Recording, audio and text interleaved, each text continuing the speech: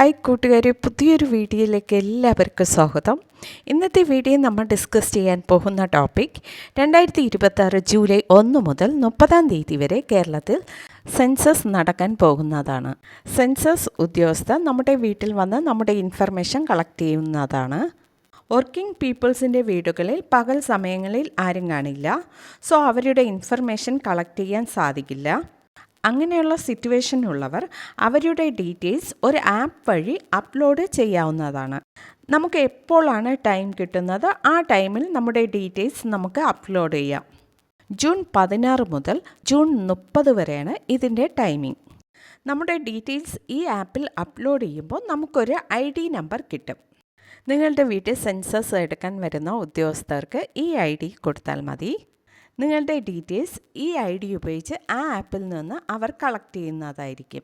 ഇനി നമുക്ക് നമ്മുടെ ഡീറ്റെയിൽസ് എങ്ങനെ ഈ ആപ്പിൽ അപ്ലോഡ് ചെയ്യാം എന്ന് നോക്കാം. ഇതിനായി നിങ്ങളുടെ മൊബൈലിലോ ലാപ്ടോപ്പിലോ ഒരു ബ്രൗസിംഗ് ആപ്പ് ഓപ്പൺ ചെയ്യുക. നെക്സ്റ്റ് ആ സെർച്ചിങ് ബാറിൽ സെൻസസ് ഓഫ് ഇന്ത്യ 2027 എന്ന് ടൈപ്പ് ചെയ്ത് സെർച്ച് ചെയ്യുക. ഇപ്പോൾ സെൽഫ് എന്യൂമറേഷൻ എന്നൊരു ലിങ്ക് നമുക്ക് ഫസ്റ്റ് തന്നെ കാണാൻ സാധിക്കും. അത് ക്ലിക്ക് ചെയ്യുക. ഇപ്പോൾ ഒരു പേജ് ഓപ്പൺ ആകും. ഈ പേജിൽ നിങ്ങൾ ഫസ്റ്റ് ലാംഗ്വേജ് സെലക്ട് ചെയ്യാം. നെക്സ്റ്റ് നിങ്ങളുടെ സ്റ്റേറ്റ് ഏതാണോ അത് സെലക്ട് ചെയ്യുക. അടുത്തതായി ഈ കാണുന്ന ക്യാപ്ച ഇവിടെ ടൈപ്പ് ചെയ്ത് താഴെ കാണുന്ന വെരിഫൈ ആൻഡ് പ്രൊസീഡ് എന്ന ഓപ്ഷൻ ക്ലിക്ക് ചെയ്യുക. ഓക്കെ, ഇപ്പോൾ നെക്സ്റ്റ് പേജ് ഓപ്പൺ ആയിട്ടുണ്ട്.